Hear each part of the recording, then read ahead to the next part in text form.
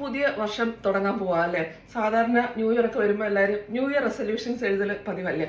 അപ്പം ഇപ്രാവശ്യം new year റെസൊല്യൂഷൻസിന് പകരം ഞാൻ 2025 നമുക്ക് എന്തൊക്കെ കാര്യങ്ങളൊന്ന് സ്റ്റോപ്പ് ചെയ്യാം എന്ന് ഡിസ്കസ് ചെയ്യാം. 3 കാര്യങ്ങളാണ് മെയിനായിട്ട് പറയാൻ പോകുന്നത് കേട്ടോ.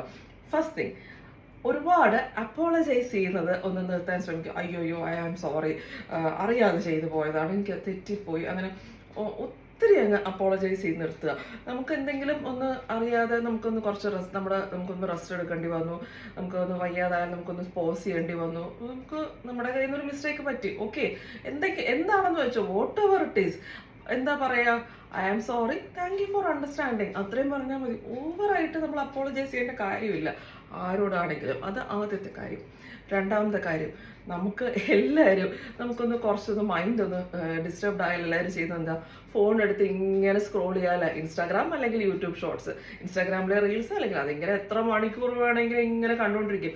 ഫോൺ ശരിക്കും എല്ലാവരുടെയും ഒരു ഹീലറോ തെറാപ്പിസ്റ്റോ ലൈഫ് കോച്ചോ ഒക്കെ ആണെന്ന് വേണമെങ്കിൽ പറയാമല്ലേ.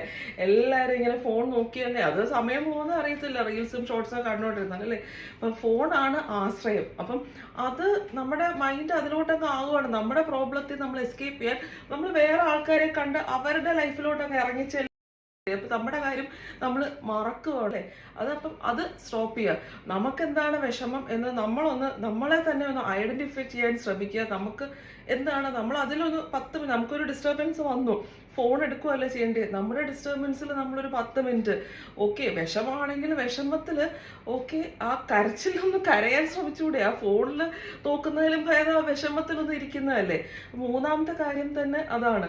നമുക്കൊരു ഡിസ്റ്റർബൻസ് വന്നാൽ എല്ലാവരും ചെയ്യുന്നത് എന്താ, അത് ഇഗ്നോർ ചെയ്യുക, അതങ്ങ് നമ്പിയ, മൈൻഡ് ചെയ്യാതിരിക്കുക അല്ലേ. നമുക്കൊരു വിഷമം വന്നാൽ അപ്പം അത് ഡീപ്പായിട്ട് നമ്മുടെ ഉള്ളിൽ കിടപ്പുണ്ടാവും. നമ്മുടെ വിഷമം ഒക്കെ ഡീപ്പായിട്ട് നമ്മളപ്പം മൈൻഡ് ചെയ്തിരിക്കുമ്പോൾ അത് ഉള്ളിൽ തന്നെ കിടപ്പുണ്ടാവും.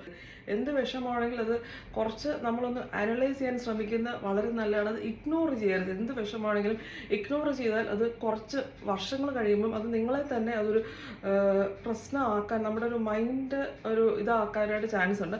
ഒരിക്കലും അപ്പോഴത്തെ വിഷമം ഇങ്ങനെ ഇഗ്നോർ ചെയ്ത് പോകാതിരിക്കുക. അപ്പം ഇത് 3 ഒന്ന് നിർത്തേണ്ട ഹാബിറ്റ്സ്. ഈ ചെറിയ കാര്യങ്ങൾ ഒന്ന് സ്റ്റോപ്പ് ചെയ്ത് മൈൻഡിനെ കുറച്ച് റിലാക്സ്ഡ് ആക്കി വെക്കാൻ ട്രൈ ചെയ്യുക.